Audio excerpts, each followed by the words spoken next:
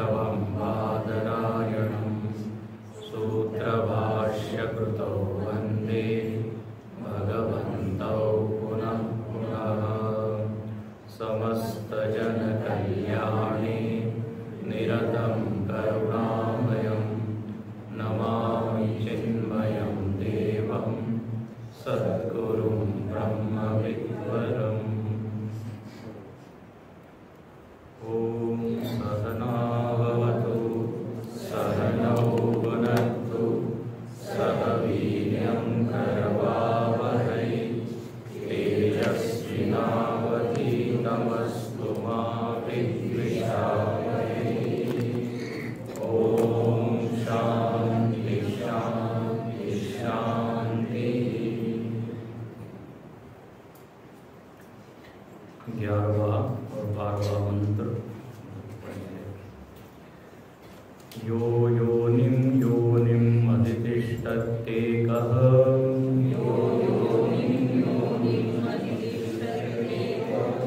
यस्मिन्निदं स च विचैति सर्वम्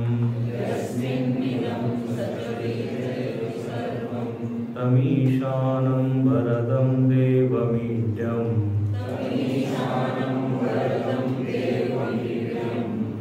निचाये मां शान्तिमत्यन्तमेति।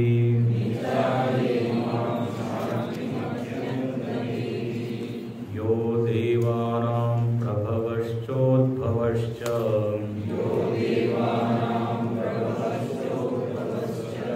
विश्वादिपो रुद्रो महर्षि हिरण्यगर्भं पश्यत जायमानं स नो बुद्ध्या शुभया संयुनक्तु स नो बुद्ध्या शुभया संयुनक्तु।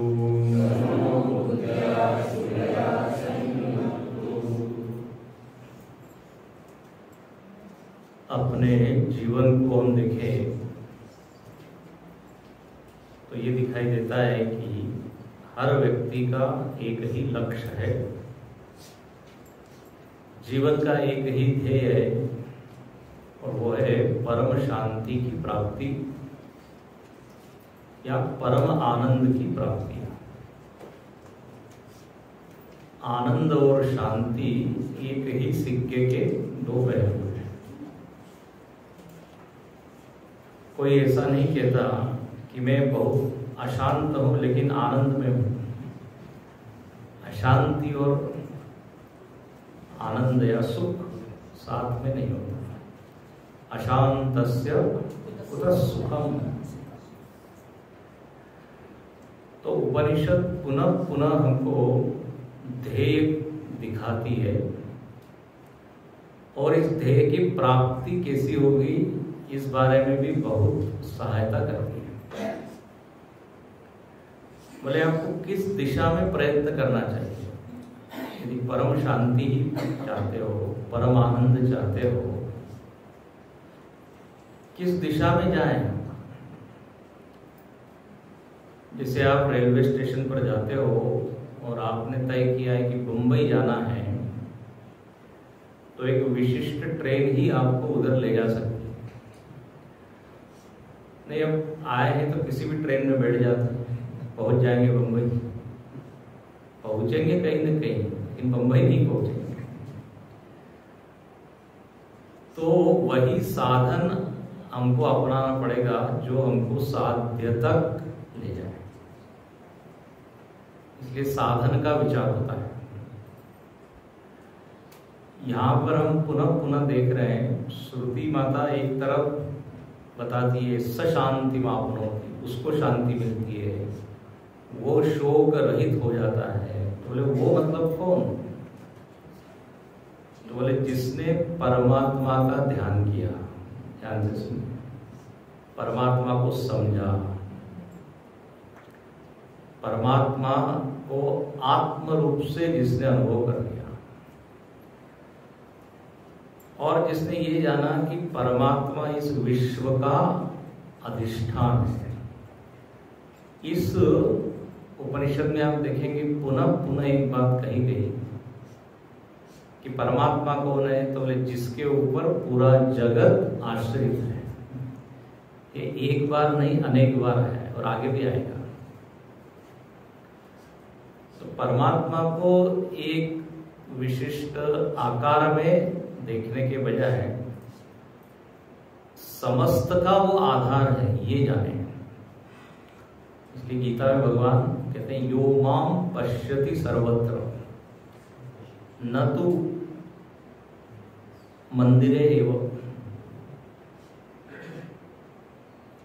तो परमात्मा का जब भी चित्रण यहाँ किया है, क्या किया है, यस्मिन इदम, ये पूरा इदम इदम जो जगत है ये जिसमें स्थित है वो है परमात्मा।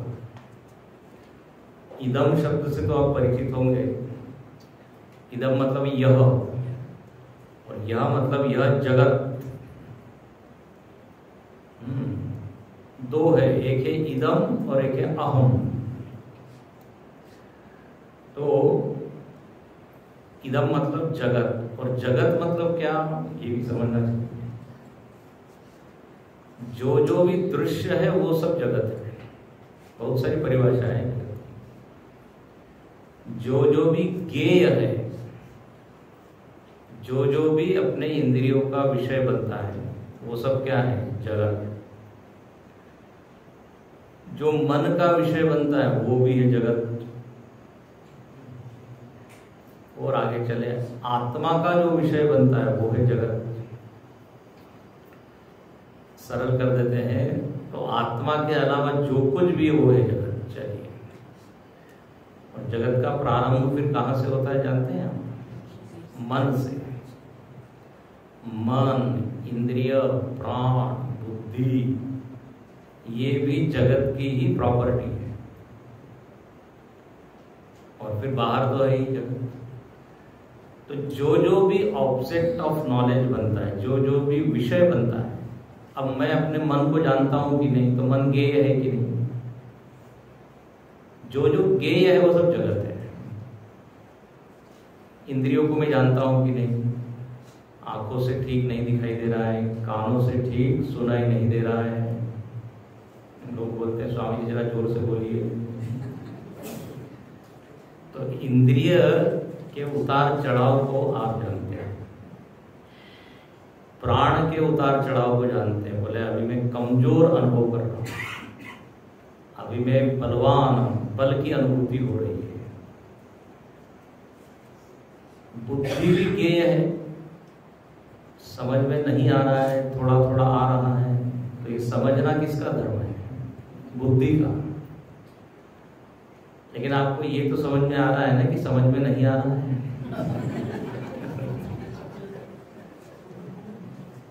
तो इसलिए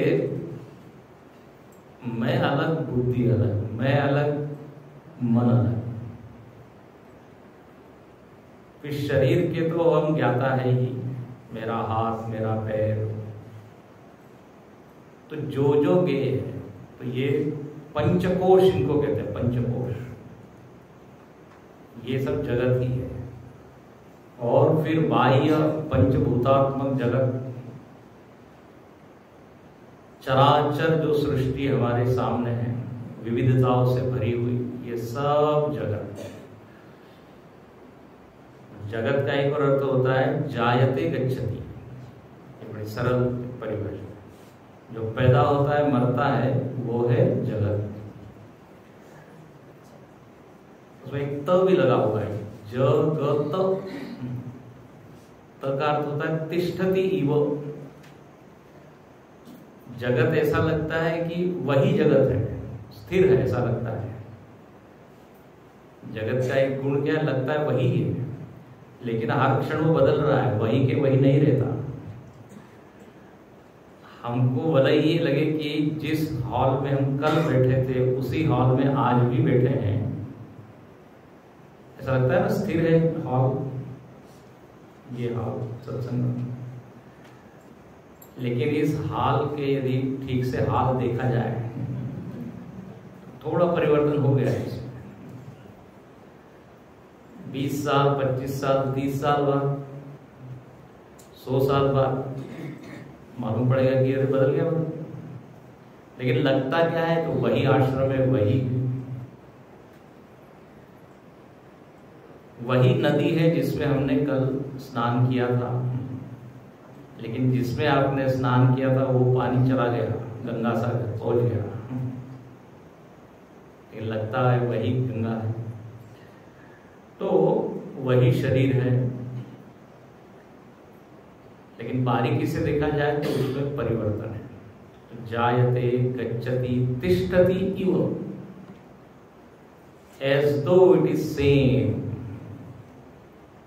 ऐसा लगता है।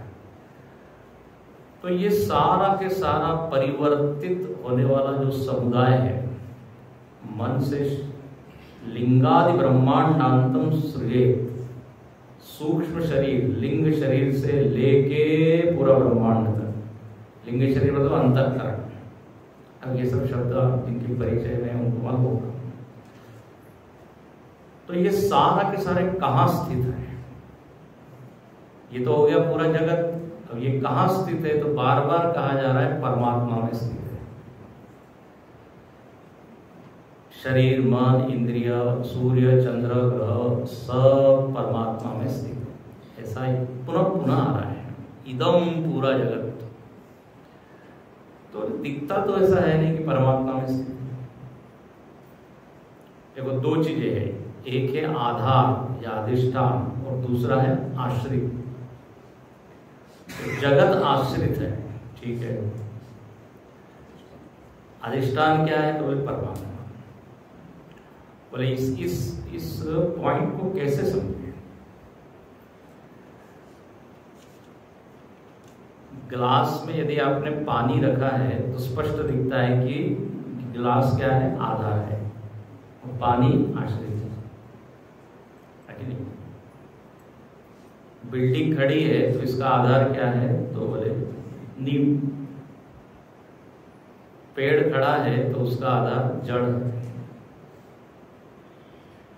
तो ऐसा तो दिखता नहीं यहाँ पे परमात्मा ऐसा बैठा हुआ नीचे सब। बड़ा सूक्ष्म है ऐसे विषय।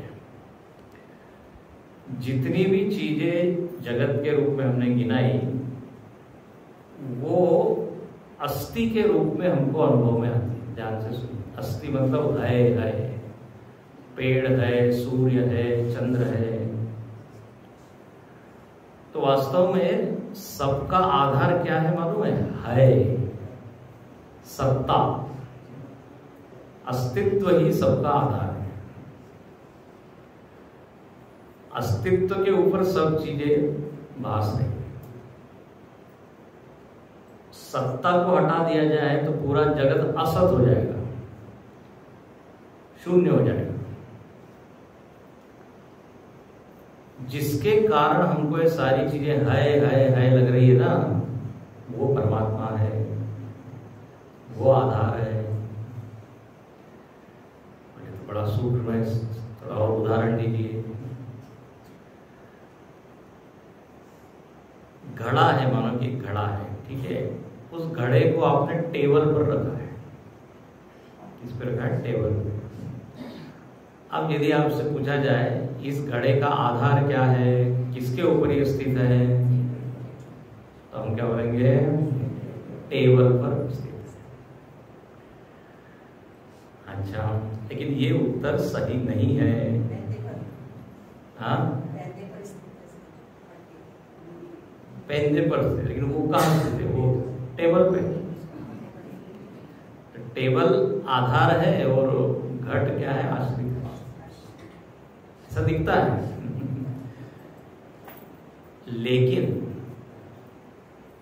आपने यदि उस घट में से मिट्टी निकाल दी तो टेबल वही रहा, तो घड़ा रहेगा क्या? तो घड़ा वास्तव में स्थित है मिट्टी में, न कि टेबल पे। फिर से समझाइए, फिर से। घड़े का आधार क्या दिख रहा है हमको? टेबल, लेकिन असली आधार क्या है? मिट्टी। तो आधार उसको कहा जाएगा जिसके बिना वो वस्तु न रहे। है कि नहीं? टेबल के बिना भी घड़ा रह रहा है, इसका मतलब टेबल उसका सही आधार नहीं है। मिट्टी ही सही आधार है, मिट्टी पर घट आश्रित है, हो गया कि नहीं? मिट्टी तत्व है, असल तत्व है। अब हमारा ध्यान किसके ऊपर जाता है? टेबल पे जाएगा, मिट्टी के आकार पे जाएगा, लेकिन ये मिस कर जाते हैं कि ये वास्तव में मिट्टी के ऊपर आश्रित है। टेबल के ऊपर आश्रित यदि होता तो मिट्टी निकालने के बाद भी खड़ा रहता। तो जो मिट्टी है ना, मिट्टी की जगह रख दीजिए परमात्मा को। परमात्मा में ये सारे आकार दिख रहे हैं, भास रहे हैं। उस दिन भी आपको हमने कहा था, हम सब लोग किस तरह है? घट की तरह है। तो जैसे मिट्टी में घट है, वैसे परमात्मा में जगत है। ठीक है? इसमें काफी सूक्ष्मता से चिंतन हो सकता है। मिट्टी में घट है तो ये ऐसा नहीं जैसे पानी में क्या कहते हैं, गिलास में पानी है। वाक्य दोनों एक जैसे लग रहे हैं, गिलास में पानी, ऐसे ही मिट्टी में घट, वाक्य एक जैसे लग रहे हैं ना। लेकिन जब आप कहते हो गिलास में पानी है, तो उसका मतलब ये होता है कि पानी अलग है, गिलास अलग है। ये दोनों स्वतंत्र है, अपने में रह सकते हैं। ये आश्रय आश्रित संबंध है। लेकिन जब आप कहते हैं मिट्टी में घट है, तो मिट्टी के अलावा घट कोई स्वतंत्र वस्तु है क्या? नहीं रह सकती। तो फिर इसको एक दूसरा शब्द दिया जाता है कि मिट्टी में घट अध्यस्त है, ऐसा बोलते हैं। पहले हमने क्या बोला? आश्रित है। गिलास में पानी आश्रित है। आश्रित का मतलब है दो स्वतंत्र वस्तु, एक को दूसरे में डाल दिया, दोनों स्वतंत्र रह सकते हैं। लेकिन मिट्टी में जब घट है, चलो बोलने के लिए हम बोल दिए आश्रित है, लेकिन दूसरा उसका और अच्छा शब्द क्या है? अध्यस्त है। मिट्टी में घट अध्यस्त है, मिट्टी अधिष्ठान है। केवल आधार मत बोलिए, क्या बोलिए? अधिष्ठान। और उसके ऊपर घट एक आरोप मात्र है, एक आभास है। घट नाम की कोई वास्तविक चीज है नहीं। है क्या? समझ में आ रहा है क्या? पहले ये पूछना पड़ेगा, फिर उत्तर। घट नाम की कोई वास्तविक चीज है क्या? मैंने है ना स्वामी, दिख तो रही है, उसमें पानी भरा हुआ है। अरे मिट्टी ने एक आकार लिया हुआ है, और कुछ नहीं है। घट प्रतीयमान। मिट्टी क्या है? क्या है? प्रतीयमान मिट्टी ही घट है। क्या एक आकार में नहीं पकड़ में आ रहा। घट को यदि स्वतंत्र वस्तु होती, जैसे पानी और गिलास, तो घट अलग हो जाता है, मिट्टी अलग हो जाता है, दो स्वतंत्र रहते हैं ना, अलग अलग। लेकिन यदि घट में से मिट्टी निकाल दिया जाए तो घट रहेगा क्या? नहीं रहेगा। तो फिर इसको बोलते हैं मिट्टी में घट आरोपित है, अध्यस्त है। ऐसे ही परमात्मा में जग अध्यस्त है, आरोपित है। जगत का अस्तित्व जो भास रहा है, क्योंकि सबके भीतर एक परमात्मा बिछा हुआ है। जैसे घट के एक एक पार्ट में क्या है? मिट्टी है। मिट्टी पूरे घट में व्याप्त है कि नहीं?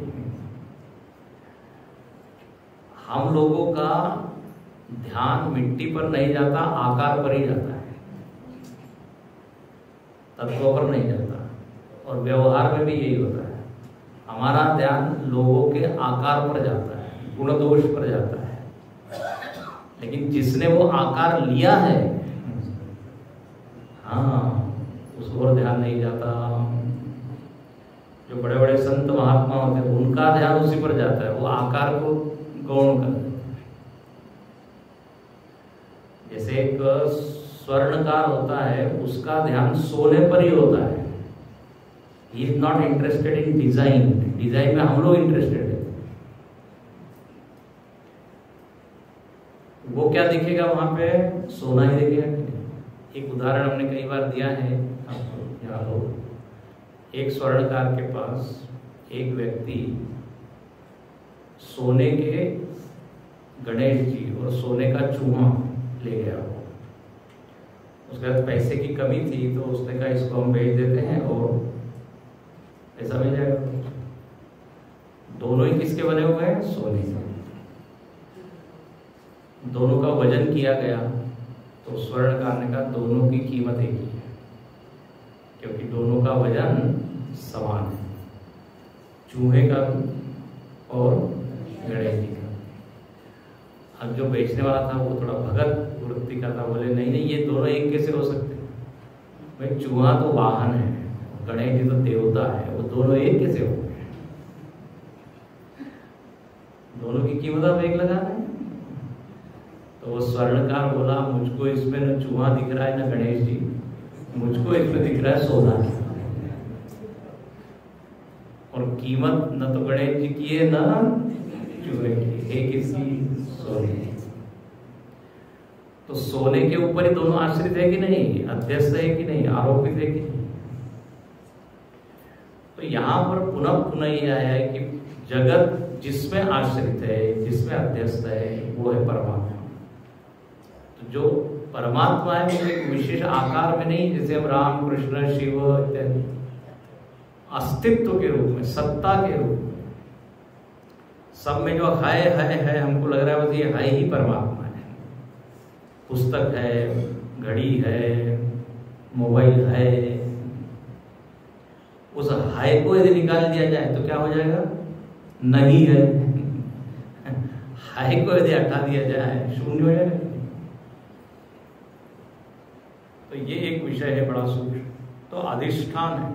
इसलिए तुलसीदास जी ने भी जब राम जी का वर्णन किया कि राम जी कौन है, तो यही वर्णन किया उन्होंने। आप बालकांड के मंगलाचरण में राम जी का वर्णन जो किया है तुलसीदास जी ने, यद माया वशवर्ति विश्वमखिलम ब्रह्मादि देवासुरा यद सत्वा अमृषैव भाति सकदम रज्जो यथा अहेल ब्रह्म। बोले राम वो है, वो सत्ता है, वो अस्तित्व है जिसके कारण ये झूठा जगत सच्चा मालूम पड़ता है।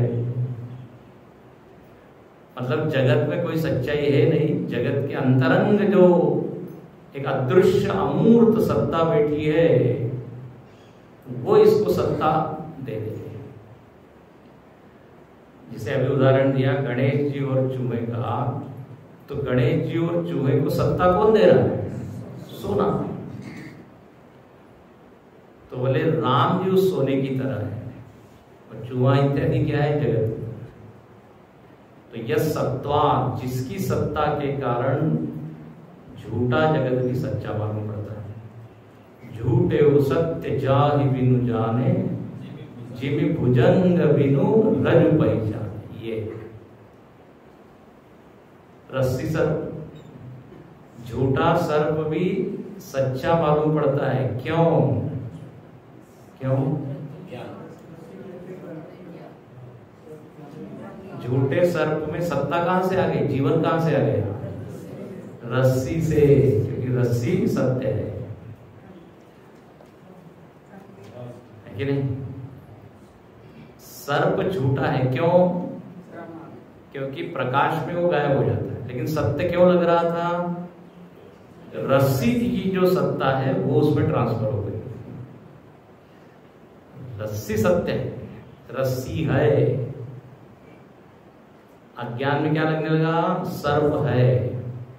वास्तव में क्या है? रस्सी है। यदि रस्सी का ही अस्तित्व नहीं होता तो सर्प में सच्चाई कहां दिखती? तो सर्प क्या है? ये जगत। रस्सी क्या है? परमात्मा। ये सब अध्यासवाद है। तो यस्मिन् इदं सच विचयति सर्वम, जिसमें ये पूरा जगत व्याप्त है वो परमात्मा है। ऐसे परमात्मा को जानकर ही शांति शांति परम शांति मिलती है। हो गया। हम बोले जब तक आप जान नहीं पा रहे हो तब तक चलो उससे प्रेम करो, भक्ति करो, दिशा उधर ही होनी चाहिए, इसलिए पहले ही हमने कहा। अब आगे के जो मंत्र है 12, 13, 14, 15, इसमें क्या है, किन्हीं किन्हीं मंत्रों में 3 लाइन में परमात्मा का गान है, स्तुति है, और अंतिम में बताया है कि इसको जानकर आपको शांति मिलेगी, इसको जो जानता है वो मृत्यु से छूट जाता है। यही विषय है, परमात्मा की स्तुति और फिर परमात्मा के ज्ञान से मुक्ति। अच्छा, जो 12वां मंत्र है इसमें प्रार्थना भी है, वही प्रार्थना जो पहले की हुई है। हाँ, एक वाक्य आप पढ़ रहे होंगे तो आपको याद आया होगा, आखिरी वाक्य जो है 12वें मंत्र का, सनो बुद्ध्या शुभया सनी, वह परमात्मा हमें शुद्ध बुद्धि से संयुक्त करे। तो फिर पूछा वो परमात्मा कौन, तो पहले 3 लाइन में परमात्मा का पढ़े। वो परमात्मा कौन, बोले जिस पर सारा जगत टिका हुआ है, सारे देवताओं का आधार है, देवताओं की शक्ति, हाँ देवता के पास शक्ति जहां से आई है वो परम शक्ति है। तो यो देवानां प्रभव उद्भवश्च, जो देवताओं की उत्पत्ति और ऐश्वर्य प्राप्ति का हेतु है। देवता लोग उस परमात्मा के नीचे अंडर है, हमने बताया था प्रधानमंत्री और मंत्री, तो ये सारे देवता है वहीं से उत्पन्न हुए। फिर विश्वादिपो रुद्र महर्षि, ये परमात्मा के अलग अलग नाम है। विश्वादिप, विश्व का स्वामी, जगत का स्वामी, जगत पे और कोई क्लेम नहीं कर सकता कि ये जगत मेरा है, जगत का एक ही स्वामी है, जगन्नाथ। इसलिए हम क्या बोलते हैं, जगन्नाथ। अभी रथ यात्रा शुरू हुई ना, जगन्नाथ, जगन्नाथ स्वामी नयन पथगामी भगवत, जगन्नाथपुरी, जगत के जो नाथ है, दीनानाथ, मेरी डोरी तेरे हाथ, क्या दीनानाथ मेरी डोरी, दीनानाथ का एक और कुछ। तो जो नाथ है, स्वामी है, अनाथों का नाथ, जगत का स्वामी, जगत का आधार, नियामक, संचालक, भिकारी सारी दुनिया, दाता एक राम, जो भी संबंध बना, दाता एक राम, भिकारी सारी दुनिया। तो कर्म फल दाता है, कृपा करने वाला है। तो ऐसा जो विश्वाधिप, विश्व का स्वामी है, ये स्वामी मतलब सब कठोर नहीं है, केवल दंड देने वाला नहीं है, दया भी करने वाला है। उसका ही नाम रुद्र है। यहाँ पे वो परमात्मा का नाम दिया रुद्र, भगवान शंकर का नाम रुद्र, आगे भी आने वाला है। और यही परमात्मा महर्षि, महर्षि किसको कहा, भगवान को कहा है। और हिरण्यगर्भम पश्यत जायमान, इसी परमात्मा ने देखा कि हिरण्यगर्भ का जन्म हुआ है। अब ये हिरण्यगर्भ शब्द काफी व्याख्या मांगने वाला है, लेकिन अब मैं व्याख्या करने वाला नहीं हूं, आगे चलना है। तो हिरण्यगर्भ एक बहुत बड़ा शब्द है, उसका अर्थ भी गहन है। केवल इतना बोल देते हैं कि जब इस सृष्टि की उत्पत्ति होती है तो सारा ये जो विराट है ये अव्यक्त रहता है, धीरे धीरे ये व्यक्त होता है। जब पूरी तरह ये विराट अव्यक्त होता है तो उसको कहते हैं ईश्वर, सक शब्द है ईश्वर। और वही ईश्वर जब प्रकट होने को होता है जगत के रूप में तो थोड़ा सा प्रकट होता है, तो वो जो अवस्था है उसको कहते हैं हिरण्यगर्भ। और वही हिरण्यगर्भ जब पूरी तरह व्यक्त हो जाता है तो फिर ये जगत विराट। जैसे एक बीज होता है, बीज में पूरा पेड़ अव्यक्त है, तो वो ईश्वर की स्थिति होती है। जब उसको थोड़ा खाद पानी मिलता है तो वो थोड़ा सा फूलता है और अंकुरित होता है, बस बोले वो हिरण्यगर्भ है। और वही फिर अंकुरित पौधा क्या बन जाता है, पेड़। सब लोग देखते हैं स्थूल। तो यहां पर कहते हैं उसी परमात्मा का जो एक रूप है वो है हिरण्यगर्भ। जब प्रकट होता है तो उस परमात्मा ने देखा कि अब मैं हिरण्यगर्भ के रूप में जायमान प्रकट हो रहा हूं। जैसे बीज ने देखा कि अब मैं अंकुर के रूप में क्या प्रकट हो रहा हूं। हिरण्यगर्भ परमात्मा का ही नाम है, ऐसा आप समझ लीजिए। हिरण्यगर्भ का शाब्दिक अर्थ होता है जिसके गर्भ में हिरण्य है। बोले हिरण्य मतलब क्या, पहले ये बताइए। हर शब्द की तो व्याख्या मांगता है। तो हिरण्य मतलब होता है सोना, सुवर्ण। अब सुवर्ण से हमको अर्थ लेना है ज्ञान। सुवर्ण में जैसे प्रकाश है, तेजस्वी है, तो प्रतीक अर्थ है ज्ञान का ही प्रतीक क्या है, सोना। मतलब अर्थ ये हुआ जिसके गर्भ में ज्ञान ही ज्ञान है। भगवान कैसा है, ज्ञान स्वरूप। तो हिरण्यगर्भ मतलब ज्ञान से भरा हुआ। पूरी दुनिया में जो ज्ञान आया है ना वो वहीं से आया है। सबके बुद्धि में थोड़ा थोड़ा ज्ञान है कि नहीं, तो कोई ना कोई एक सोर्स होगा वहां आता है। जैसे घर में एक पानी की टंकी लगा देते हैं ऊपर, तो फिर नल में क्या आता है, पानी आता है। फिर हर कमरे में यदि नल लगा दिया जाए तो पानी आ रहा है। तो कहाँ से आ रहा है, तो ऊपर से। हमारी बुद्धि में ज्ञान, हमारे गुरुजी अच्छा कहते रहे, बोले जो भक्ति करता है, जो उससे प्रेम करता है, उसकी बुद्धि में भगवान थोड़ा ज्ञान टपका देते हैं। अब देखो तुलसीदास जी, सूरदास जी, कबीरदास जी, ये लोग कोई यूनिवर्सिटी में तो पढ़े नहीं, कॉलेज में डिग्री तो प्राप्त है, लेकिन इनका ज्ञान कितना तेजस्वी है, प्रचंड, कितना मतलब उसकी माप नहीं सकते। तो ये ज्ञान आया कहां से, बोले डायरेक्ट हिरण्यगर्भ से, परमात्मा से। तुकाराम महाराज हुए महाराष्ट्र में, उन्होंने 4000 से अधिक भजन लिखे, 4000 से ज्यादा, लाखों में। बुद्धि लगा के थोड़ी लिखे, जैसे कवि लोग बैठ के लिखते हैं।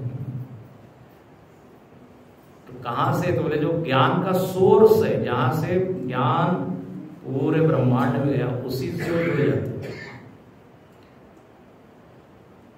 अपने आप में सारे बल्ब में लाइट क्यों आ रहा है, क्योंकि पावर हाउस से जुड़ा हुआ। तो हिरण्यगर्भ, इसलिए जितनी भक्ति करेंगे उतना ज्ञान बढ़ता जाता है। और उनके फिर भाषण देखिए, उनके विचार देखिए, एकदम नवीन होते हैं। भक्तों ने, संतों ने जो कहा है वो किताब पढ़ के नहीं आता। तो वही परमात्मा का ही नाम है हिरण्यगर्भ, ऐसा आप समझो। अब ऐसा परमात्मा क्या करे, फिर प्रार्थना यहाँ की है, सनो बुद्ध्या शुभया संयुनक्तु, हमारे बुद्धि को अच्छी चीजों से जोड़ दे, शुभ कल्याणमय। देखिए एक होती है प्रार्थना और एक होती है स्तुति, है ना, इसके सुना होगा आपने। स्तुति और प्रार्थना में अंतर क्या होता है? हाँ, स्तुति में आप केवल भगवान के गुणों का गान करते हैं, आप ऐसे हैं, ऐसे हैं। प्रार्थना में हम धीरे से, भगवान अब आप ऐसे हैं तो थोड़ा सा, भगवान ने कहा ओ इसीलिए स्तुति कर रहा था, समझ गया। बच्चे लोग भी माता पिता की स्तुति करते हैं, आप बहुत अच्छे हैं, बहुत अच्छे हो, धीरे से फिर मांगते हैं। तो प्रार्थना में मांग है, मांग बहुत सुंदर मांग है। बोले आप हमारे बुद्धि को आप बढ़िया विचारों से भर दे, बस। इसके ऊपर चर्चा हो चुकी है आगे। तो इस तरह यहाँ प्रार्थना की। अब अगले मंत्र में 3 पंक्तियों में उसी परमात्मा का गान है, स्तुति है, वर्णन है। और चौथी पंक्ति में कहा कि नहीं, अच्छा ये 14 वाक्य बात करें, 13 में, पहले 13 में देखिए। 13 में वर्णन है कि वही परमात्मा आश्रय अधिष्ठान है और वही परमात्मा शासक है। और बस हम यही प्रार्थना करते हैं कि भगवान आपकी हम पूजा करें, हमारे हाथों से आपकी सेवा हो, बस। यो देवानाम अधिपो यस्मिन् लोकाम अधिश्रिताः य ईशे अस्य द्विपदश्चतुष्पदः तस्मै देवाय हविषा विधेम। यो देवानामधिपो यस्मिन् लोका अधिश्रिताः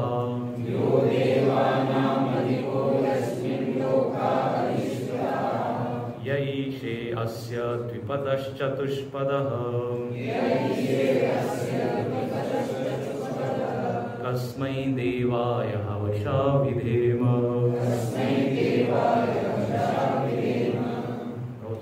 कहते हैं फिर से, यो देवानाम अधिपो यस्मिन् लोका अधिश्रिताः। फिर वही बात आ गई, वह परमात्मा जिसके ऊपर सब देवता लोग आश्रित है, देवताओं का स्वामी है, समस्त लोक जिसके ऊपर स्थित है। भूर्भुवस्वः महाजना, स्वर्गलोक, देवलोक, पितरलोक, देवलोक, सब जिसके ऊपर आश्रित है। मतलब उसको हटा दिया जाए उस परमात्मा को तो ये आज सब गिर जाएंगे। जैसे नींव को हटा दिया जाए तो बिल्डिंग भरभरा के गिर जाती है। एक चित्र बना हुआ था ऊन का, ऊन होता है ना, वुलन से लोग बनाते हैं। पहाड़ भी बना हुआ है। बचपन में हम लोग जो चित्र बनाते रहे, 2 पहाड़, एक सूर्य, एक झोपड़ी और एक पेड़ और 2 पक्षी।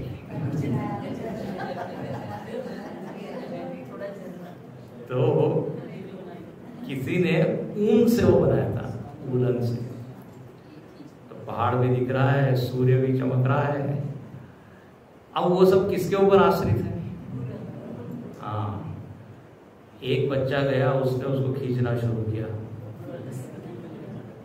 खींचते खींचते क्या हुआ, एक एक चीजें सब लीन होती चली गई। पहाड़ भी लीन हो गया, सूर्यास्त हो गया, पक्षी गायब हो गया, बचा क्या, वो वुलन गोला एक हाथ में।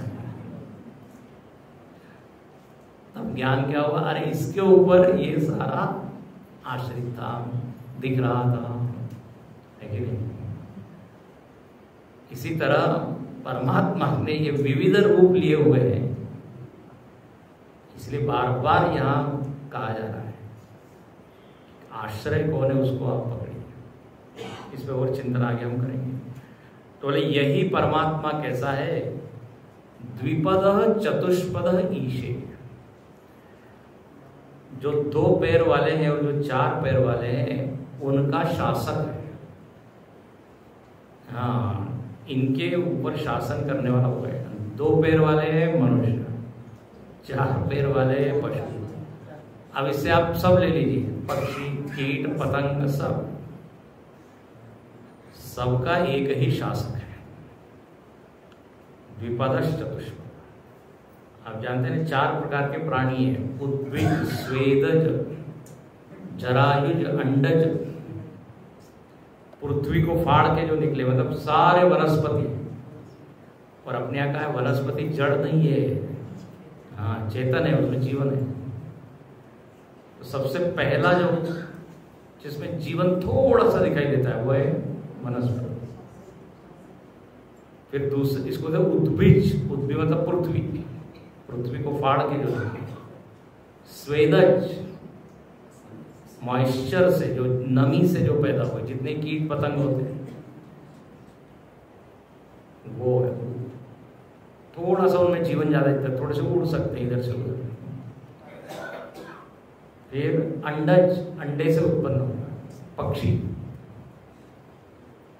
जरायुज, जरायुज में ये दोनों आते हैं, द्विपद, 2 पैर वाले 4 पैर वाले मनुष्य, और ये चौपाया पशु, गाय, बैल, कुत्ता, बिल्ली।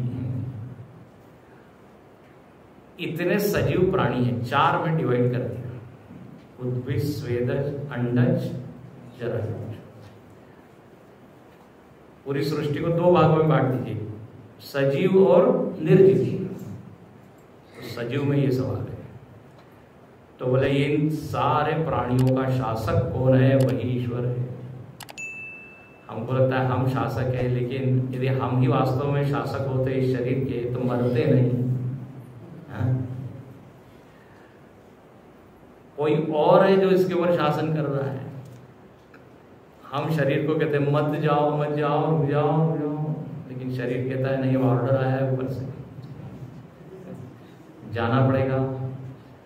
समझ रहे हैं? इसका मतलब शासक कोई और है। यमराज शासन कर रहा है, यमराज का डिपार्टमेंट है, भगवान ने एक डिपार्टमेंट दिया हुआ। तो यमराज ऐसा है कि आप चाहे कितना ही पैसा दो वो छोड़ता नहीं है। एक व्यक्ति के सामने वो यमराज पहुंचते, यमदूत, यमराज। इसने पूछा कौन हो तुम? यमराज। क्यों आए हो? बोले तुमको लेने आया हूं। इसने कहा कि मैंने तो आपको बुलाया नहीं था, आप कैसे बिन बुलाए? तो यमराज ने कहा मैं I don't need any invitation, मैं आता हूं और इनवाइट करता हूं, मेरे को किसी के आमंत्रण की जरूरत नहीं। अब ये व्यक्ति कहने लगा कि अरे अभी अभी मैंने सारे मेरे पैसे गिने, 10 करोड़ के लगभग इकट्ठा हुए हैं, अभी मेरे को थोड़ा भोगने दो, उसके बाद। और वो क्या कहता है, चलो 5 करोड़ आपको देता हूँ, 5-7 मुझको दीजिए। मरते वक्त भी जो है वो हाँ, हम बोले 10 करोड़ दो, 20 करोड़ दो, 1 सेकंड ज्यादा मिलने वाला नहीं। ये उदाहरण मैं क्यों दे रहा हूं कि अपने ऊपर शासन हाँ बहुत लोगों का है।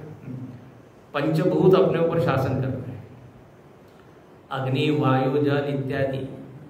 हाँ, इनकी कृपा है इसलिए अपना चल रहा है। तो इसलिए लिखा कि ईशे, ये सभी प्राणियों का ईशन करता है। तो यहाँ पे वो साधक क्या कहता है, कस्मै देवाय हविषा विधेम। बोले हे परमात्मा, आप नियंता है, शासक है, बस अब हम हवि के द्वारा आपकी क्या करें, पूजा करें। कस्मै, कस्मै मतलब परमात्मा ने, परमात्मा की। ये कस्मै शब्द बड़ा अच्छा है। कस्मै मतलब किसके लिए, ये नहीं। क शब्द का अर्थ होता है क परमात्मा का मतलब होता है परमात्मा। तो हे परमात्मा, हमारे जितने कर्म हैं वो आहुति बन जाए। ध्यान से सुनिए, आहुति बन के आपके चरणों में हम समर्पित हो। कस्मै मतलब भगवान, भगवान के चरणों में हम हवि अर्पित करें। ऐसा कुछ हो जाए कि जो भी कर्म हो वो आपके लिए हो, ऐसी वो प्रार्थना करना है। यह कस्मै शब्द का अर्थ भाष्य में बड़ा अच्छा लिखा, क काय, चतुर्थी काय, आनंद रूपाय। ये परमात्मा कैसा है, आनंद रूप है। तो इस आनंद रूप परमात्मा के लिए हमारी सारी क्रियाएं हो जाएं, यही हम प्रार्थना करते हैं। आज हमारी क्रियाएं किसके लिए हो रही है? मैं, मेरा परिवार, धन के लिए, पद के लिए, शरीर के लिए, स्वयं के लिए। लेकिन ऐसा कहा है कि आनंद चाहिए तो what you can give, happiness depends on what you can give, not what you can take. आनंद जो है इसी पर निर्भर करता है कि आप कितना दे पाए। देने में आनंद है, न कि लेने में। इसलिए धर्म के लिए दीजिए, समाज के लिए समय दीजिए, परमात्मा के लिए दीजिए। देखो, देने में यदि आनंद नहीं होता ना, तो इतने स्वतंत्रता के जो ये लोग लड़े हैं वो लड़ते नहीं, आहुति नहीं दे रहे अपने प्राणों की, उसमें उनको आनंद मिला। बोले केवल खाना पीना और सोना ये तो एक पशु भी कर लेता है। जब उच्च ध्येय के लिए हम अपने आप को स्वाहा करते हैं तो उसका परिणाम कहीं अधिक उच्च। सिंपल उदाहरण हमेशा मैं देता हूं कि रोज हम भोजन करते हैं, लेकिन एक दिन यदि आपने किसी को भोजन कराया और फिर आपने भोजन किया तो उस दिन थोड़ा आनंद ज्यादा आएगा कि नहीं? छोटी सी बात, थोड़ी सी सेवा की तो धन्यता की अनुभूति होती है। तो त्याग में लाभ है। त्यागा शांतिरनंतरम, त्यागेन एके अमृतत्व मानुष। त्याग से अमृत की प्राप्ति। तो यहां यही कह रहे हैं कि हम आपके लिए त्याग करें, आहुति बन जाए। हम आहुति मतलब क्या? मेरा नामो निशान मिट जाए तो चलेगा। जब आप समीधा डालते हैं हवन में, राख हो जाती, तो मेरा अहंकार लीन हो जाए बस। वो एक ने कहा ना बड़ा अच्छा कि मेरे हाथ से अच्छे काम होते रहे, लेकिन इसका पता मुझको न लगे। क्या सुंदर बात है। नहीं तो हम करते तो है, लेकिन करने के बाद थोड़ा अहम आ जाता है और थोड़ा फिर एक प्रदर्शन की वृत्ति होती है। जरा हमारा फोटो वोटो डाल देना थोड़ा सा। हमने एक रोटी खिलाई गाय को, जरा फोटो डाल देना। ऐसा कहा है, नेकी कर दरिया में डाल, है ना। अच्छा काम करो और भूल जाओ। कई बार मैं बता चुका हूँ पीछे। आजकल थोड़ा उल्टा हो गया है। आजकल ये व्हाट्सएप, फेसबुक, इसका जमाना है। तो आजकल क्या हो गया, नेकी कर दरिया में डाल नहीं, नेकी कर फेसबुक पे डाल,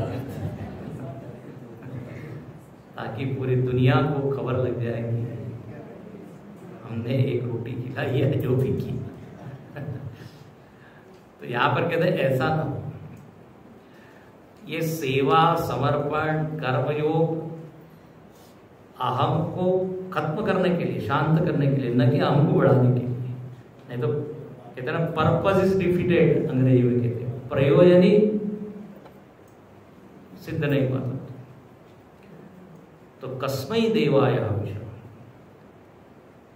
परमात्मा आपकी हम पूजा करें, आपके लिए हम हरि बन जाए, इस तरह यहाँ पर। और आगे फिर परमात्मा का वर्णन है, और फिर कहते हैं जो इस परमात्मा को जान लेता है उसको शांति मिलती है। देखो बार बार अब यही निरूपण है, भगवान का वर्णन फलश्रुति है।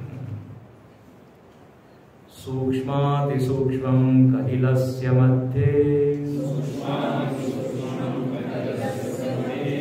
विश्वस्य स्रष्टारमनेक रूपम् विश्वस्यैकं परिवेष्टितारम् ज्ञात्वा शिवं शान्तिमत्यन्तमेति।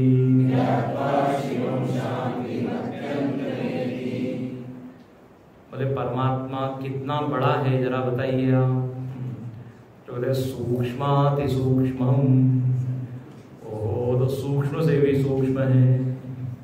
देखो वर्णन हुआ, सूक्ष्म से सूक्ष्म मतलब छोटा छोटा छोटा मतलब ऐसा लगता है कि धूल के कण से भी जो छोटा है वो कौन है? परमात्मा। ऐसा हम लोगों को लगता है इस शब्द का अर्थ, लेकिन ऐसा नहीं है। वेदांत में सूक्ष्म शब्द का एक विशेष अर्थ है। सूक्ष्म का अर्थ आकार में छोटा है ये बिल्कुल नहीं है। ध्यान से पकड़िएगा, जिन लोगों ने पहले सुना है उनको मालूम होगा। वेदांत के हर शब्दों में क्या है? एक विशेष अर्थ है, पारिभाषिक शब्द है। जैसे विज्ञान में कोई शब्द होता है तो उसका एक विशेष अर्थ होता है, फोर्स, बल। तो विज्ञान में उसका एक विशेष अर्थ है। वेलोसिटी, गति, तो उसका एक अर्थ है। केमिस्ट्री में भी आपने देखा होगा, हाँ, 2 अक्षर होते हैं, उसका एक विशेष अर्थ होता है, Na। Na मतलब क्या होता है? सोडियम। पारिभाषिक में NaCl, सोडियम क्लोराइड। आम भाषा में उसको नमक बोलते हैं। अब एक बच्चा जो है वो पढ़ के आया है स्कूल से, भोजन के लिए बैठा है, माँ को कहता है थोड़ा NaCl दीजिए। माँ बेचारी, क्या NaCl क्या होता है? इंप्रेशन लगा, इंप्रेशन लगा। तो अब उसका अर्थ क्या है? नमक। केमिकल फॉर्मूले होते हैं, Ag मतलब क्या होता है? सिल्वर। और आम भाषा में Ag मतलब Ag।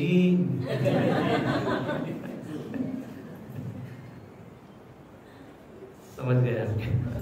सुनते हो? परिभाषा होता है कि CA मतलब चार्टर्ड अकाउंटेंट। इधर क्या होता है? कैल्शियम है कि नहीं? तो सूक्ष्म शब्द से अर्थ हम लोग कहते छोटा, लेकिन सूक्ष्म शब्द का अर्थ होता है कि जो इंद्रियों की पकड़ में न है, इंद्रिय ग्राह्य जो नहीं है उसको कहते हैं सूक्ष्म। जो जितनी ज्यादा इंद्रियों के पकड़ में आ जाए वो उतना स्थूल। ये बिल्कुल सरल परिभाषा।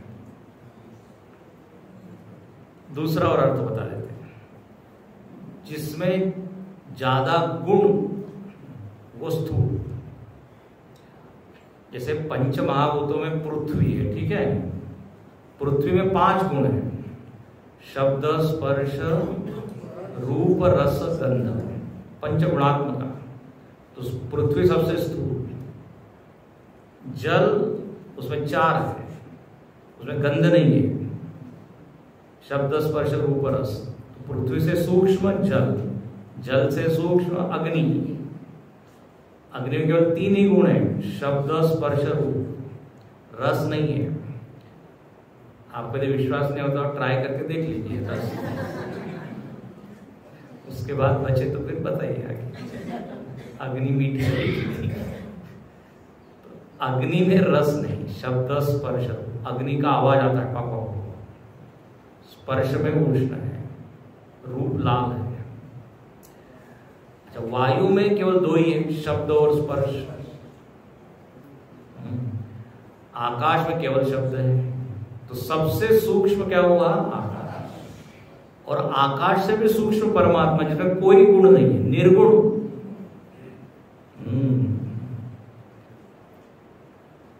अच्छा, इंद्रिय ग्राह्य के हिसाब से भी आप देखिए, पृथ्वी 5 इंद्रियों का विषय बनती है, शब्द, स्पर्श, रूप, यही जो हमने बताया। तो इस क्रम से आप देखेंगे तो मालूम पड़ेगा पंच महाभूतों में भी स्थूल है, सूक्ष्म है। अब आकाश सबसे सूक्ष्म है। आकाश आंख से नहीं दिखता। हाँ, आकाश नेत्र का विषय नहीं। आकाश का हम अनुमान करते हैं। जैसे यहां मैं बैठा हूं, आप वहां बैठे हैं, आपको देखकर ये अनुमान हो रहा है कि इसके बीच में क्या है? आकाश है। मैं देख रहा हूं आपको। अनुमान किसका हो रहा है? आकाश का, स्पेस का। ये सब काफी चिंतन वाले विषय हैं। तो यहाँ केवल बात इतनी है कि पंच महाभूतों से भी जो सूक्ष्म है, जो किसी भी इंद्रिय का विषय नहीं बनता। इसलिए लिखते हैं यतो वाचो निवर्तन्ते अप्राप्य मनसा सह, जो वाणी के द्वारा जिसका वर्णन नहीं होता, मन जिसको पकड़ नहीं सकता, क्योंकि इंद्रिय मन वाणी इनके पीछे बैठा हुआ है, इन सब से भी वो सूक्ष्म है। हो गया? देखो इंद्रियों से सूक्ष्म मन है कि नहीं? अभी अभी हमने बताया सूक्ष्म किसको कहते हैं, जो इंद्रिय की पकड़ में ना है। मन को सूक्ष्म इसीलिए कहा जाता है क्योंकि मन दिखता नहीं है, दृश्य नहीं है इंद्रियों का। आंख से मन दिखता है क्या? नहीं दिखता। कई बार कहता है भगवान की बड़ी कृपा है, नहीं दिखता, अच्छा है, नहीं तो ये प्रवचन हो नहीं सकता। यहाँ से सबके मन यदि मैं देखने लग जाऊं, कोई सोच रहा हो कब खत्म होगा, इसके मन में क्या क्या विचार चल रहा है, यहाँ से दिखेगा तो प्रवचन नहीं हो सकता। और मेरा मन यदि आपको दिख जाए तो फिर पहले ही सब चीज खुल जाएगी कि हाँ दृश्य नहीं है मन, तो सूक्ष्म है। अच्छा, जो वस्तु जितनी सूक्ष्म होती है वो उतनी अधिक व्यापक होती है, ये नियम है। पृथ्वी से अधिक सूक्ष्म आकाश है, इसलिए आकाश अधिक व्यापक है कि नहीं? इंद्रिय से मन अधिक सूक्ष्म, तो मन अधिक व्यापक है। कहां कहां चले जाता है मन?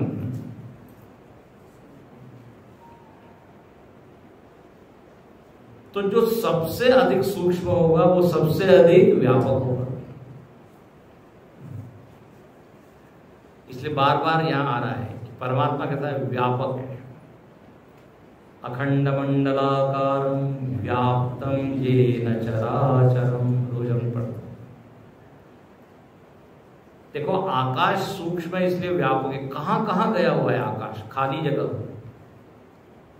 सुई के एक छेद में भी आकाश है कि नहीं? तभी तो उसमें धागा डालते हैं। अपने नासिका छिद्र में भी आकाश है। खून जिसमें दौड़ रहा है उसमें भी आकाश है, तभी तो खून दौड़ रहा है। मूवमेंट के लिए जगह चाहिए। पेट में भी आकाश है कि नहीं? 12:30 बजे आप भरते हो उसको, आकाश अंतर बाह्य शब्द व्यापक है। इस सिर में भी आकाश है कि नहीं? खाली जगह, हाँ तो बहुत है। इसलिए फिर उसमें शैतान आके बैठ जाता है, बोले यहाँ खाली जगह। तो आकाश ही इतना व्यापक है, तो जो आकाश से भी जो सूक्ष्म परमात्मा है उसकी व्याप्ति की क्या बात करें? इसलिए यहां लिखते हैं सूक्ष्माति सूक्ष्मम। इसको दूसरे श्रुतियों में कहा है अणोरणीयान महतो महीयान। अणु से भी अणु है, मतलब ये सूक्ष्म से भी सूक्ष्म, व्यापक से भी व्यापक। जो व्यापक आप जानते हो उससे अधिक व्यापक। और कलिलस्य मध्य, कलिल के बीच में, कलिल, कलिल का अर्थ क्या है? अब ये कलिल शब्द क्या नहीं करता है। कलिल का अर्थ गीता में आता है यदा ते मोह कलिलम बुद्धिर व्यतितरिष्यति। वहां कलिल का अर्थ है कीचड़, दलदल। तो यहां अर्थ हो जाएगा ये संसार को ही कलिल कह दिया है। संसार में जो कैओस है, कैओस मतलब अनरेस्ट, हाँ अनरेस्ट, अशांति, हाँ, कोलाहल, तो इसके बीच में भी परमात्मा है। गांधी जी कहते थे ना कि आप लोग हिमालय में शांति खोजते हो, हम संसार में शांति खोजते हैं। जहां ये सब अशांति में शांति खोज रहा हूं सब। तो कलिल का एक तो ये अर्थ होता है। कलिल का दूसरा अर्थ होता है गर्भ की एकदम प्रारंभिक अवस्था। 9 महीने में धीरे धीरे धीरे शिशु बढ़ता है, तो बिल्कुल शुरुआत की जो स्थिति उसको कहते कलिल। रजवीर्य के मिलने से जो पहला परिणाम होता है, बिल्कुल प्रारंभिक भ्रूण, जिसको भ्रूण का भी पहला तो कलिल, वहां पर भी परमात्मा है। बताइए, परमात्मा जीवंत मनुष्य पशु में तो है ही, लेकिन प्रारंभिक जो अवस्था है उसमें भी उपस्थित है। देखिए, मतलब उधर में भी है। तो कलिलस्य मध्य, अब जब व्यापक है तो भाई सब दूर होगा ना, कहीं छोड़ तो नहीं सकते। एक जगह नहीं, ऐसा नहीं कह सकते। और विश्वस्य सृष्टारमनेक रूपम, विश्व का वो सृष्टा है, जगत का रचयिता है, वही अनेक रूप लेकर विद्यमान है और उसी ने सबको घेरा हुआ है। परिवेष्टितारम, एनकॉम्पासेस अंग्रेजी में, आपस में बोलिएगा नहीं। उसने, परमात्मा ने सबको घेरा हुआ है, मतलब उसके बाहर कुछ नहीं। देखो, राम जी ने जब अवतार लिया तो राम जी को कहा गया आजानुबाहु, जानते हैं? क्या जानू पर्यंत भुजा। तो आजानुबाहु का प्रतीक अर्थ है कि वो पूरे जगत को अपने आलिंगन में ले सकता है, उसके बाहर कुछ नहीं, घेरा डाला हुआ है। गुरु जी बड़ा मजाक में कहते, बोले भगवान आजानुबाहु क्यों है?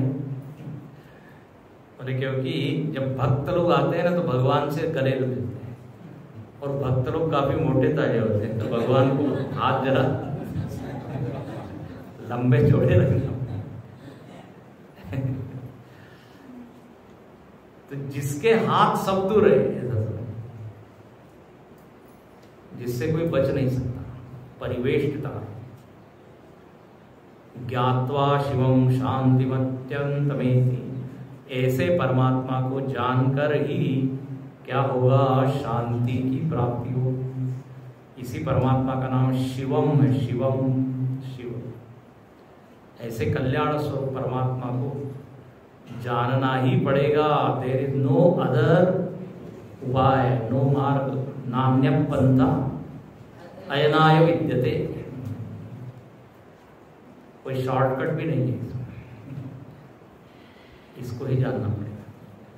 जब अगले मंत्र में भी देखिए, स एव काले भुवनस्य गोप्ता विश्वाधिपः सर्वभूतेषु गूढः यस्मिन् युक्ता ब्रह्मर्षयो देवताश्च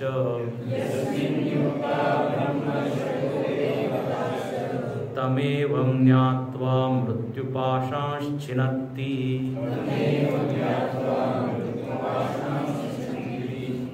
फिर कहा तम एवं ज्ञात्वा, उसी को जानकर, इस प्रकार जानकर, एवं मतलब इस प्रकार, जिस प्रकार वर्णन बार बार कर रहे हैं, मन गणंत परमात्मा को नहीं जानना, जिस तरह वर्णन किया हुआ है ऐसे ही परमात्मा के स्वरूप को जानकर क्या होता है?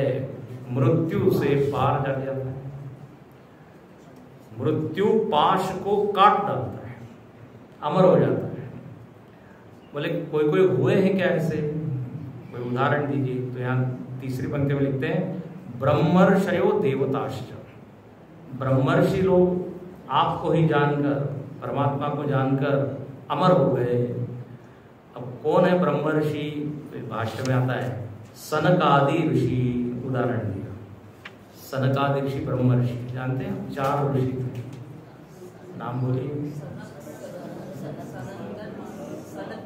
कठिन है। सनक, सनातन, सनक, सनंदन, ये चारों ब्रह्मर्षि ब्रह्मा जी के मानस पुत्र है, ब्रह्म ज्ञानी है। छोटे से दिखते हैं लेकिन उनकी आयु बहुत है, दिगंबर वेश में रहते हैं, ब्रह्मांड में विचरण करते हैं। यही सनकादि ऋषि वैकुंठ में गए थे, जय विजय ने उनको रोक दिया था। जानते हैं कहानी हो? अरे बोले आप लोग कहाँ से आ गए? कोई आपके पास अपॉइंटमेंट लेटर है? इनको लगा मालूम नहीं, कोई वस्त्र इत्यादि नहीं पहने, छोटे छोटे सनकादि ऋषि को इतना क्रोध आया, अरे हम तो निरंतर भगवान में रहने वाले, भगवान से नहीं मिल सकते, तुम लोगों में अभिमान बहुत आ गया, गिर जाओगे तुम। और वही जय विजय फिर रावण कुंभकर्ण बने, हिरण्याक्ष हिरण्यकश्यपु बने, शिशुपाल दंतवक्र बने, 3 जन्मों का उन लोगों को शाप मिला। तो सनकादि ऋषि जो है ये बहुत बड़े ब्रह्मज्ञानी है। अच्छा, सनकादि ऋषि क्या, इनका 2 ही काम है, या तो कहीं सत्संग चल रहा हो तो सुनना, नहीं तो आपस में स्टडी ग्रुप कर लेना, ग्रुप डिस्कशन, चारों मिलकर करते हैं, मतलब भगवत चर्चा। 4 भाई है ना, सनत सनातन सनक सनंदन, तो सतत भगवत तत्व में डूबे हुए। तो ऐसे ब्रह्मर्षियों ने क्या किया, मृत्यु के ऊपर विजय प्राप्त कर लिया, मृत्यु के पाश को जीत लिया। और देवताश्च, और अनेक देवता भी हुए, यहाँ लिखते हैं देवता, ब्रह्मादय तम ईश्वरम ज्ञात्वा, उन लोगों ने भी इस ईश्वर को जाना, देवताओं ने, वो भी अमर हो गए। तो कहने का अर्थ ये है कि जब तक हम उस परम तत्व को नहीं जानेंगे, तब तक अमृत तत्व की प्राप्ति नहीं, तब तक परम आनंद या जो भी बोली शांति, उसकी प्राप्ति नहीं। अच्छा, तो ये तो साधन हुआ। फिर बार बार बता रहे हैं कि वो परम तत्व क्या है, वो परमात्मा क्या है। तो पहली 2 पंक्तियों में उसका वर्णन कि स एव काले भुवनस्य गोप्ता, बोले जो परमात्मा गोप्ता है, रक्षक है। देखिए, हर मंत्र में परमात्मा का एक नया नया आयाम आ रहा है।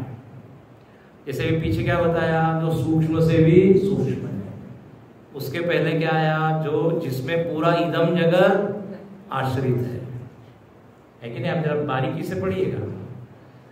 अब यहाँ पर क्या कहते हैं, वो परमात्मा कौन है, तो बोले जो सारे भुवनों का रक्षक है। गोप्ता का मतलब होता है रक्षक, गुप्त धातु से। भुवन का रक्षक मतलब क्या, तो बोले अतीत कल्पों में, देखो ऐसा है, एक कल्प के बाद क्या होता है, प्रलय होता है।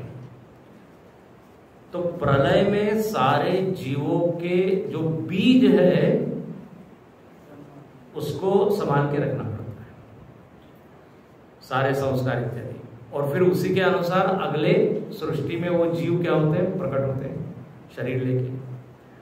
तो प्रलय काल में सारे जीवों को संभाल के रखना पड़ता है, या बीजों को संभाल के रखना पड़ता है। तो कहते हैं कि वो रक्षक है। किसमें सारा ये जग सुरक्षित रहता है, तो बोले उस परमात्मा, इस पूरे ब्रह्मांड के बीज का वो रक्षक है, ऐसा समझिए। वहीं से प्रकट होता है। जैसे हम लोग रोज सोते हैं, ठीक है, प्रवचन में नहीं, जब आप गाढ़ी नींद में सोते हैं तो आपके सारे संस्कार, ज्ञान, विज्ञान सब सुरक्षित रहते हैं ना भीतर। हाँ, यदि नींद में सब खत्म हो जाए तो फिर वापस शुरू, ओम सहना हो, तो वहीं से शुरू करना पड़ेगा, शांति मंत्र से। गुरुजी अच्छा कहते हैं, यदि हर दिन नींद में सारा ज्ञान गायब हो जाए, खत्म हो जाए, तो हर दिन ABCD, कभी सीढ़ी आगे बढ़ेगी नहीं। तो नींद में सब सुरक्षित रहता है। ये नींद मतलब प्रलय है, व्यष्टि प्रलय। परमात्मा ने ऐसा कुछ मैकेनिज्म बनाया है कि बोले आप सोइए, डरिएगा नहीं, भूलेंगे नहीं आप। सारे संस्कार जैसे सुरक्षित रहते हैं व्यष्टि के, वैसे समष्टि के, सारे समष्टि जीवों के वासना कहिए, संस्कार कहिए, उसका जो रक्षक है वो है परमात्मा। इसको और पढ़िएगा, आपके कमेंट्री में भी लिखा हुआ है। तो स एव काले भुवनस्य गोप्ता विश्वाधिपः सर्वभूतेषु गूढ़ः। ये शब्द कितनी बार आया है, विश्वाधिपः।